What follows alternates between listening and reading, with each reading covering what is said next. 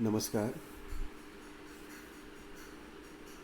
BSc third year physics paper 1 quantum mechanics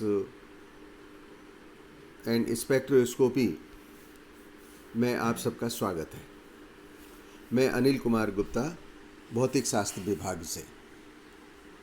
हमने अपने पिछले 2 वीडियोज़ में आपको कॉम्पटन इफ़ेक्ट समझाया था।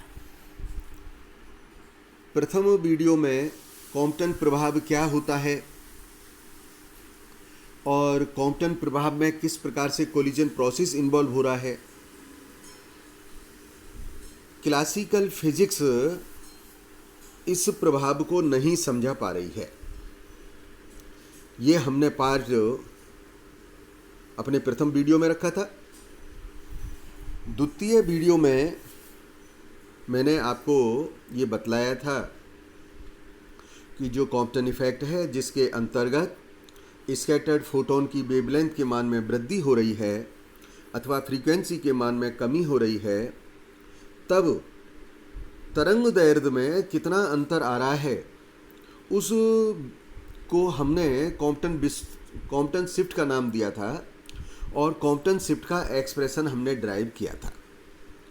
आपको उस वीडियो से ध्यान आया होगा, मैंने यह भी सिद्ध किया था कि कॉम्पटन शिफ्ट का जो मान है, यह मान इंसिडेंट रेडिएशन की फ्रीक्वेंसी पर निर्भर नहीं करता है और यह मान स्कैटरिंग एंगल पर निर्भर करता है।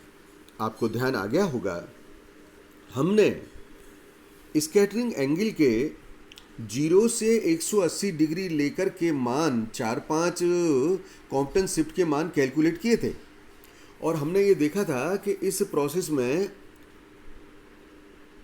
जो कॉम्पटन शिफ्ट के अंतर्गत वेवलेंथ में जो वेरिएशन आ रहा है वह 0 से 0.048 एंगस्ट्रॉम तक आ रहा है, अर्थात जो अभिवृद्धि है वो इतनी है। हमने समीकरण निकाला था और आपको ये भी बताया था कि स्कैटर्ड फोटोन की जो फ्रीक्वेंसी है वह इंसिडेंट फोटोन की फ्रीक्वेंसी से कम हो जाएगी। आज के इस वीडियो में हम ये सिद्ध करेंगे गणितीय रूप से कि स्कैटर्ड फोटोन की जो फ्रीक्वेंसी का मान है वह आपाती फोटोन की फ्रीक्वेंसी के मान से कम होता है। साथ ही साथ जो रिकॉइल इलेक्ट्रॉन है उसका हम डायरेक्शन निकालेंगे और फिर एक छोटा सा टेल क्वेश्चन भी मैंने डाला है जो कि परीक्षा में पूछा गया है। तो चलिए पहला काम शुरू करते हैं कि हम पहले फ्रीक्वेंसी का रिलेशन देखते हैं। कॉम्पटन शिफ्ट में जो हमने इक्वेशन निकाला है वह इक्वेशन थर्ड, आपको ध्यान होगा, वह निकाला गया 1/μ dash minus 1/μ is equals to h1 minus cos theta by m0 c square. तो हम इस समीकरण से 1/μ डैश का मान निकाल सकते हैं। 1/μ डैश के मान को सिंपल कर सकते हैं और सिंपल करके हम न्यू डैश के मान को प्राप्त कर सकते हैं। न्यू डैश का जो मान प्राप्त हो रहा है वह मान प्राप्त हुआ है m0 c square nu divided by m0 c square plus h new 1 minus cos theta. हम इस न्यूमरेटर डिनोमिनेटर को m0 c स्क्वायर से डिवाइड कर रहे हैं और डिवाइड करने पर हमें जो समीकरण प्राप्त हो रही है वह समीकरण है nu dash is equals to nu upon 1 plus h nu by m0 c square 1 minus cos theta. हम इस समीकरण को लिख रहे हैं एक कांस्टेंट डिफाइन करते हुए h new upon m0 c square को, क्योंकि h न्यू आपाती फोटोन की ऊर्जा है, m0 c स्क्वायर इलेक्ट्रॉन का रेस्ट मास एनर्जी है। दोनों एक के जो मान हैं उनको कांस्टेंट अल्फ़ा के रूप में ले रहे हैं और अल्फ़ा के रूप में जब हम ले रहे हैं तो हमारी समीकरण बन गई है nu dash is equals to nu upon 1 plus alpha 1 minus cos theta. ये समीकरण आपको याद रखना चाहिए क्योंकि कॉम्पटन इफेक्ट पर कई बार कुछ जो न्यूमेरिकल्स आएंगे उन न्यूमेरिकल्स में हम इसको यूज करेंगे और इस समीकरण से ये स्पष्ट हो गया है कि nu dash is equals to nu That is, the frequency of scattered photon is less than the frequency of incident photon. So this is how our first part is over. Now let us move for the second part, and second part is we have to determine the energy of recoil electron. आप थोड़ा सा diagram को याद कर लें. Electron after the collision it makes a angle phi with the initial direction and photon get scattered by a angle theta. तब इस स्थिति में हम मोमेंटम के कंपोनेंट का कंजर्वेशन लगा सकते हैं. मान लीजिएगा, देखिएगा, पहले हम एनर्जी का मान निकाल रहे हैं. तो एनर्जी का मान हो गया E is equals to h nu minus h nu dash. Nu dash का मान सब्स्टिट्यूट करा और न्यू डैश का मान सब्स्टिट्यूट करने पर एनर्जी ऑफ रिकॉइल इलेक्ट्रॉन इस प्रकार से प्राप्त हो गई है. परीक्षा में एक बार प्रश्न पूछा गया है, एनर्जी ऑफ रिकॉइल इलेक्ट्रॉन और एनर्जी ऑफ इंसिडेंट फोटोन, इन दोनों का अनुपात ज्ञात करें. इन दोनों का अनुपात ज्ञात करें. तो जो ये अनुपात है ये हमने निकाल लिया है और यह अनुपात आ गया है alpha 1 minus cos theta upon 1 plus alpha 1 minus cos theta. अब हम डायरेक्शन पर आ रहे हैं. तो डायरेक्शन पर इस डायग्राम को ध्यान रखें और इस डायग्राम को ध्यान रखें. हम मोमेंटम के एक्स और वाई डायरेक्शन में उसके कंपोनेंट को डिटरमाइन करते हैं. तो देखिएगा, इसमें पहले एक्स डायरेक्शन में कंपोनेंट लें तो कंपोनेंट क्या हो गया, p plus 0 is equals to p e cos phi plus p dash cos theta. By component के अगेंस्ट लेंगे तो लेफ्ट हैंड साइड में 0 हो गया और ये कंपोनेंट जो आ रहा है इसके आयाम मिल रहे हैं P E sine phi minus P dash sine theta.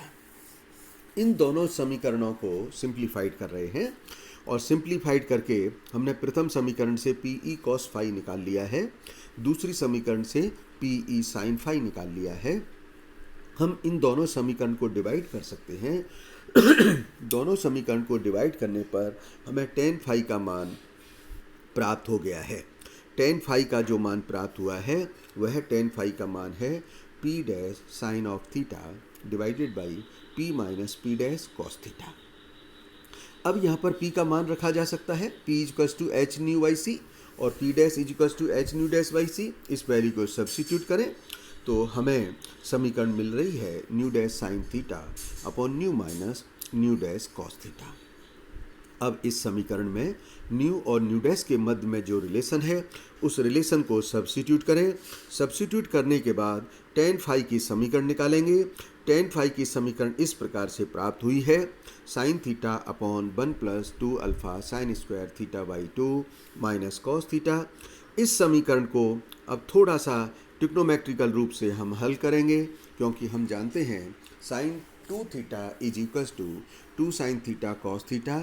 इसको हम यूज करें और इसका सब्स्टिट्यूशन करके जब हम इसे सॉल्व करते हैं तो हमें डायरेक्शन ऑफ रिकॉइल इलेक्ट्रॉन जो कि tan फाई से प्राप्त होगी उसका मान प्राप्त हो जाता है tan phi is equals to cot theta by 2 upon 1 plus alpha, where alpha is a constant we define with the ratio of incident photon energy to rest mass energy. So tan phi is equals to cot of theta by 2 upon 1 plus alpha by 2. अब इसके बाद थोड़े थोड़े से कुछ बातें आप देखिएगा. मान लीजिए क्वेश्चन पूछा जाए फोटो इलेक्ट्रिक इफेक्ट और कॉम्पटन इफेक्ट में क्या अंतर है. तो आप देख रहे हैं मैंने इसके आंसर लिखा है कि फोटो इलेक्ट्रिक इफेक्ट में जो फोटोन की ऊर्जा होती है वह कम होती है और जबकि कॉम्पटन इफेक्ट में जो हम एक्सरेज लेते हैं वो मोनोक्रोमेटिक हाई फ्रीक्वेंसी का लेते हैं. फोटोन फोटो इलेक्ट्रिक इफेक्ट में कंप्लीट एब्जॉर्ब हो जाता है जबकि कॉम्पटन इफेक्ट में एब्जॉर्ब नहीं होता बल्कि स्कैटर्ड होता है.